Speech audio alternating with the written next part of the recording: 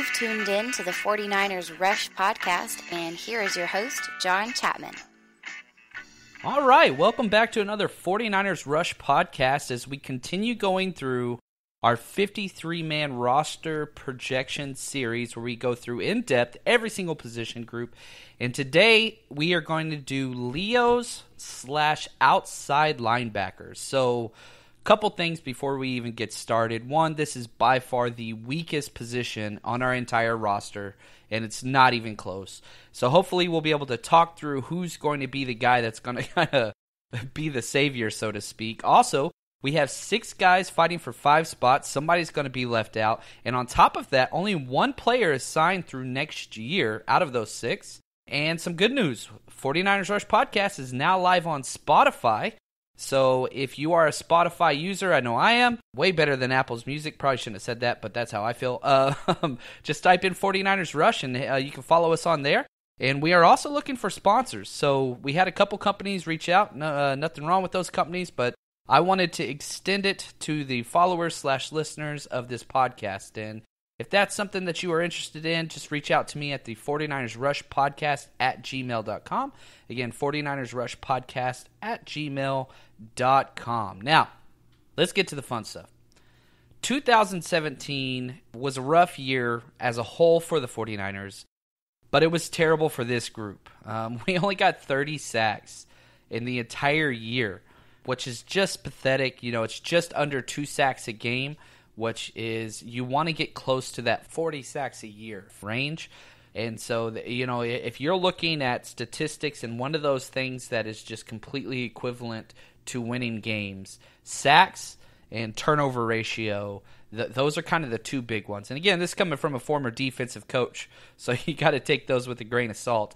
But 30 sacks in 1 year is not going to cut it. This was 26th in the league. Just, again, that's bottom of the barrel. And our leading sack getter last year is no longer with us. Elvis Dumerville, he had 6.5 sacks. And that's more than twice what the next players on our list have. We had 2 guys tied with 3 each in DeForest Buckner and Solomon Thomas. But again, that's not cutting it. Those are interior guys. Solomon's half and half interior. But we've got to have something change. If all the people out there that are saying, man, the 49ers are way too hyped, all those things, I completely disagree. But this is the one area that people are not adding up and saying, hey, 49ers might not be able to do this because of their lack of pass rush. I think that's a legit argument.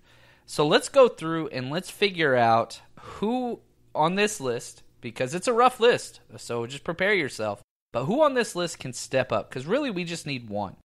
Now, these guys, and it's difficult to kind of categorize the Sam / Leo position because they're 2 different roles, but you can kind of have one guy play both. So we're going to go through, basically my definition was this: guys that play off the ball and can play with their hand in the ground. So if you can do both of those things, off the ball linebacker and play on the edge, that's who this is. And last year the 49ers kept 5 of these spots, and I have them keeping 5 here as well. So guys like Eric Armstead, Solomon Thomas, Blair, they're going to be on the next episode as interior guys because they do not play off the ball. I understand that those guys will line up at the Leo spot a lot of times, but we're going to deal with them separately. These are kind of the hybrid edge guys that get off the edge and are a little bit more athletic and a little bit less defensive tackle-ish. Now, I've got 3 locks, okay? So let's start with the top one. And again, this kind of, the pecking order here, I'm going in order of who's going to get the first opportunity to be the guy. And number 1 is Cassius Marsh. He is 26, 6'4", 245 pounds, out of UCLA. He was a 4th-round pick in 2014 by, guess who? The Seahawks. And if you followed along with this series, you are finding, I'm saying that phrase over and over and over again. We have so many defensive players that have played in this scheme and have been coached by our coaching staff at Seattle and other places.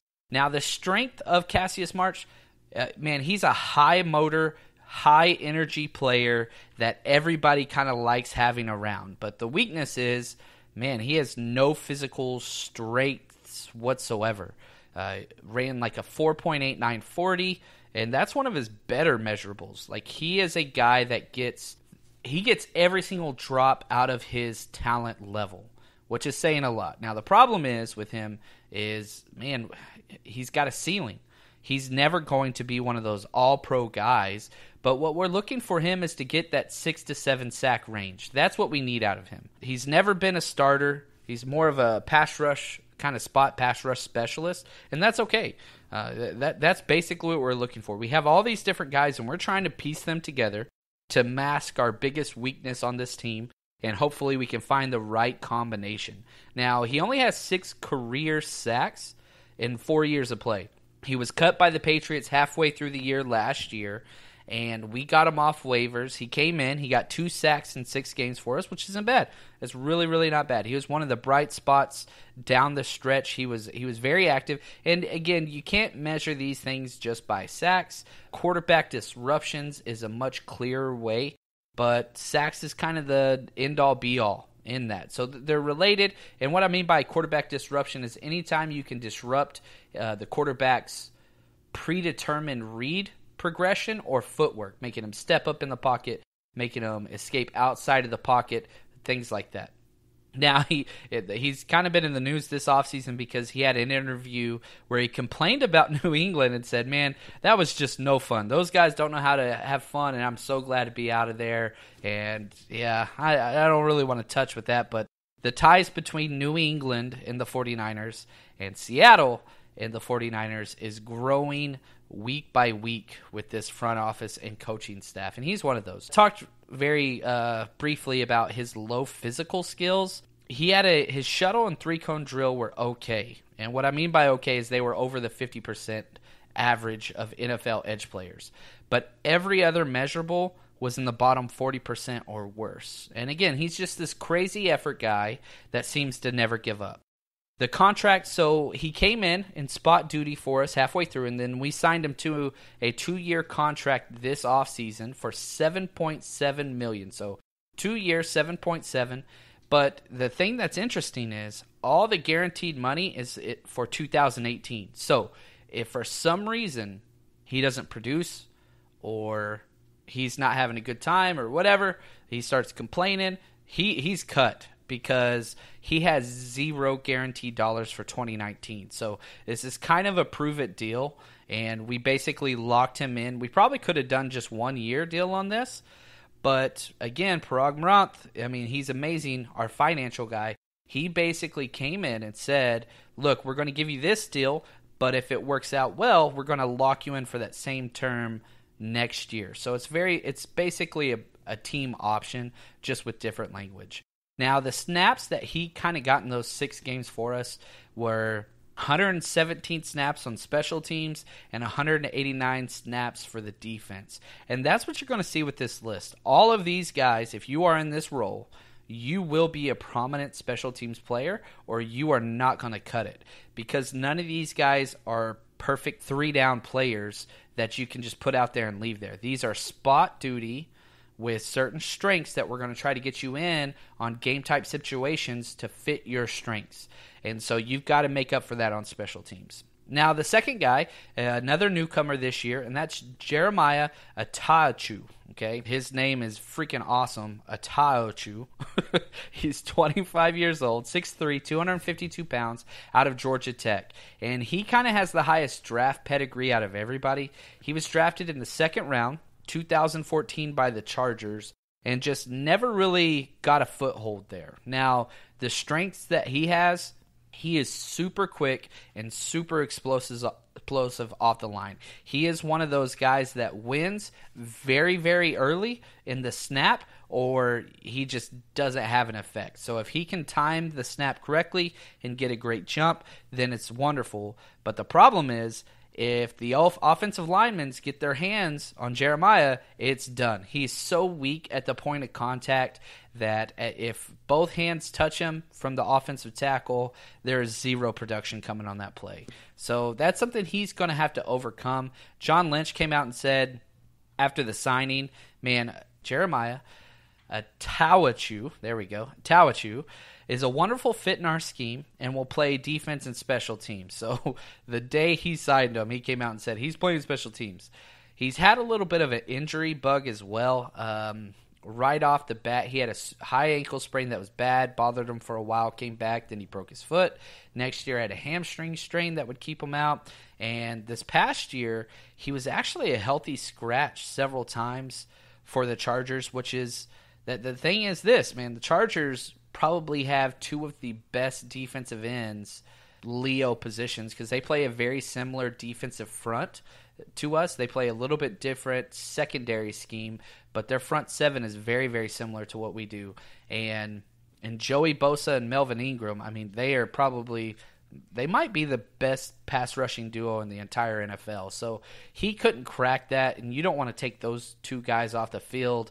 And so, one man's trash is another man's treasure. And we're hoping that he can come in and be that guy. And we got him for super cheap. 1 year, $3 million. And best case scenario is he is our third down guy at that Leo position. Worst case scenario is he's a full-time special teamer and comes in just on spot duty. So, we're not paying a lot here, but I'm hoping that we can get something out of him. Now, this next guy we will all be familiar with, and this is my last of the locks, and that's Eli Harold.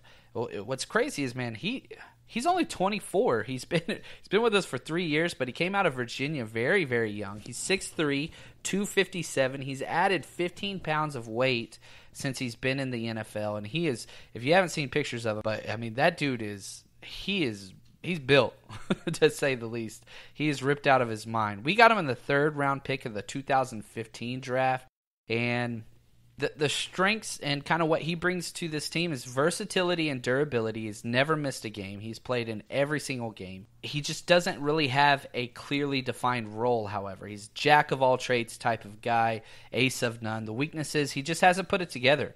We knew he was going to be a project when we drafted him, and he just has never really got outside of or excelled at one given area. And so he just hasn't figured it out yet. But we could do a lot worse. I'll say that. He's much more, we used him a lot more on first and second downs, kind of as the Sam backer off the ball, and a little bit less as a Leo. He did get those snaps as well, but he dropped into coverage a lot. So half the time he was in there, so he was 216 pass play snaps he was in this year. 110 of those he dropped back into coverage. And so he's long and very athletic, and his hips are actually really good in coverage. He's one of the best at getting into the flats correctly and kind of getting his head on a swivel, which I really, really like, and I think the coaches saw that. The problem was it was somewhat predetermined, man. You could kind of tell, all right, yeah, Harold's in there. It's third down. It's a passing situation. He's going to be dropping back into coverage, whether that's a zone drop or from the linebacker position, if they had like a two tight end or a tight end fullback, 22 personnel. And so you can kind of tell what they were doing. I'm sure if I can notice it, I know the other teams can notice it. So we'll see what's going on there. But his snaps, again, he had the third most special team snaps, 231 snaps on special teams. And this is why I think he is an absolute lock. Special teams is so valuable, and you have this guy that can do them all four special teams, and he even got a lot of defensive play, 452 snaps on the defense, which accounted for 40% of our total defensive snaps. So I don't think that there's any reason to get rid of him. And again, if you go to his contract, this is the last year in his rookie deal. Again, he's only 24 years old, so it's crazy how young they come out. But he's a $2 million cap hit this year, and he will be an undrafted free agent next year. I doubt that they bring him back unless it's for pretty close to league minimum deal. He's just a guy right now. So if he can put something together, then who knows? But his snaps at the linebacker position are going to be limited this year. He's going to have to find a way to carve out a role. Otherwise, I wouldn't be surprised if he led the team in special team snaps this year. Now let's get to the maybes. And this first guy is my favorite to be the guy. It's a swing for the fences one. But here we go. Let's stay with the messing up names. PETA Talmo Ipinu. I think that was awful, and I apologize for offending your family. But he is 24 years old, 6'1", 245 pounds, out of Utah. He was a 6th-round pick last year by us, and if you don't know his story, man, he is an absolute blast. I have a whole PETA episode, so if you look through all the old episodes on the feed, click on that, and I talk for about 25 minutes just on his background in high school and how he came up from Tonga and all these different things, and this guy is awesome. And he's only been playing football for about 5 years. Whenever he came over to the States in high school, he had never played and didn't understand the rules, and the coaches laughed at him and all these things, but he is just a fun, awesome kid, and I'm super excited for what he brings. He basically just went through a redshirt year with the 49ers.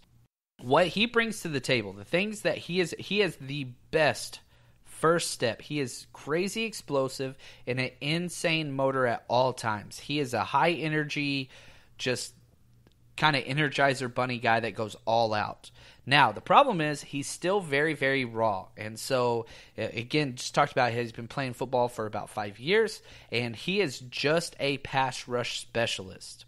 And the reason why I like him so much is I really want him to step into that Elvis Dumervil role that we had last year, where if it was 3rd down or 2nd and long or an obvious pass situation, man, we'd send Dumervil in there, and he had one job. He would blitz as fast as he could off the left side, and just that's all he did. He did nothing else. You got one role, go do that. And I want PETA in that role. And if he can't cut it, that's one thing. But I want him to have the shot because as you survey this roster and you look at this position, there is no doubt the person with the highest ceiling is PETA. You watch his college film in Utah, you cannot teach elite quickness, and that first step is unreal. And you add on top of that the motor, I really do think that if nothing else, his sack numbers might not be great, but he can get around that edge against a tackle. And if he can push the quarterback up into DeForest Buckner's arms, that is what we have been missing on the 49ers pass rush side. Again, DeForest Buckner's the best player we have on our defense, and it's not close. And if we can get the quarterbacks to step up into him instead of him pushing the quarterbacks out, so he has a little bit of a bracket on the outside to keep the quarterback where Buckner can get him, then I think that's what's best for our defense. Now, PETA didn't play much last year, really at all. He had 28 special team snaps and 0 snaps on defense. And again, just a redshirt kind of year, but I believe, I really do, I want to see, at least in the pregame or the preseason, I want him in there on pass rushing situations because, again, his ceiling is higher than everybody's. Now, he still has 3 years left on his rookie deal, and it's so cheap. He'll never get above $800,000 against the cap, so he's going to be around. And there's no reason to cut this kid because, worst case, he's going to be on special teams this year. So keep an eye out for PETA in the preseason. That's one of those players that I'm going to be watching like a hawk just to see how many snaps he's getting, if they're just keeping him exclusively on the left side, if he's in during running downs and all these things, what's his rotation. So keep an eye there. Now, my next maybe is Elijah Lee. 22 years old. And again, all these guys are fairly young. 6'2", 229 pounds out of Kansas State. He was a 7th-round pick last year by the Vikings. Now, I'm a Big 12 guy, and what I mean is I was raised in Texas, so take that for what you want. So Elijah Lee was a fun college player for the Wildcats. I got to see him live a couple times, and it's really interesting. He's built like an upside-down traffic cone. He's stacked up top, and his body is like a V down through his hips. Like it was weird. You know, I'm sitting in the stands and I'm watching this. And I'm just like, what is up with this guy? It's just very weird body build. But the strengths for him, again, you're going to see these themes, is crazy effort, and he is beyond athletic. He looks like a running back. He really, really does. The weakness is very bad hands, and he plays way too high. He's a watch and see linebacker, which is very, very – it allows you to get blocked because you're constantly standing up on your toes and then once the blocks engage you, you're too high and you've lost all leverage. He's not a big instinct guy, which – explains a lot whenever you look at what he did for us last year. 274 snaps for special teams, the second most. He was on the field a lot for us. And so the Vikings decided they didn't want him. We picked him up, and he only got 18 snaps on defense. But again, special teams is very, very important for us, and somebody that's that athletic with that much effort, it helps us out a lot. He signed a 2-year, $1 million deal, and this is his last year, so he's just at $500,000 against the cap. Again, super cheap for the position, so nothing to worry there. Now, those are the 5 guys that I have making it. So again, just going back through those names, I've got Cassius Marsh, Jeremy Atawachu, Eli Harold. Man, these guys are testing me. Peta Taumapinu and Elijah Lee. I'm sure, man, this is going to be fun listening to. And the first person that I have out is another fun name, Mark Niziocha. So I appreciate the personnel department trying to pull a fast one on Chapman, but we're going to do what we can do. He's 28 years old, 6'3", 240 pounds, out of Wyoming, 7th-round pick by the Cowboys in 2015.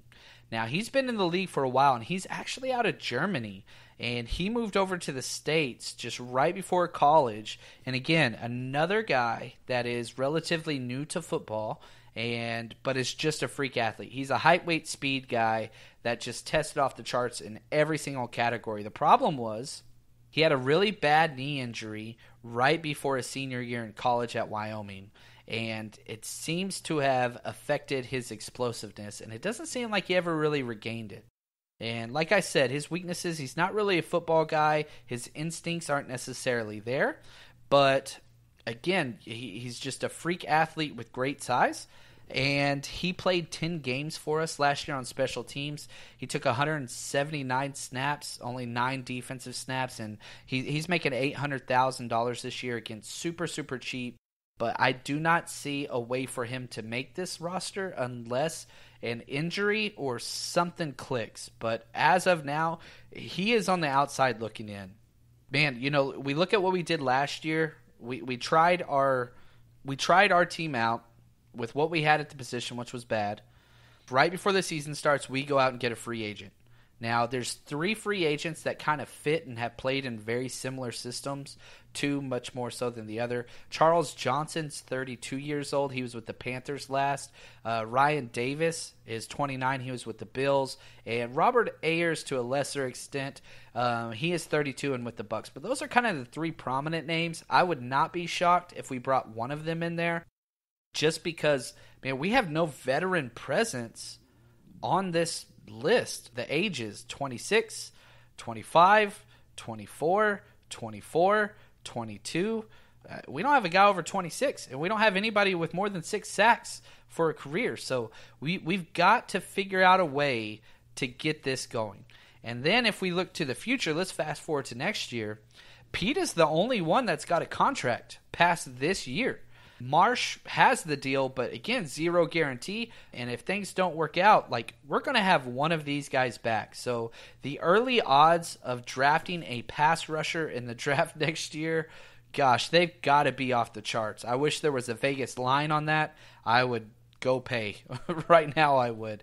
But anyway, this is a rough group when we talk about the outside linebacker and Leo's spot. And they've got the most to prove, because if they are just decent and average as far as NFL standards, and let's say we get to that 40, 42 sack range instead of 30 like we did last year, that's the difference between 2 and 3 games. Because if you get that difference, that's the difference between making the playoffs and not. That's an 8-8 team versus a 9-7 team. And those are the type of things that we're going to need. Again, I am rooting for Peta. He is kind of the guy that I want it to be. And so anyway, hopefully you enjoyed this episode of the 49ers Rush podcast, and we will keep working and bringing you guys all this information. Next up, we're going D-line. The big hog mollies up front. Super excited. Stay strong, faithful.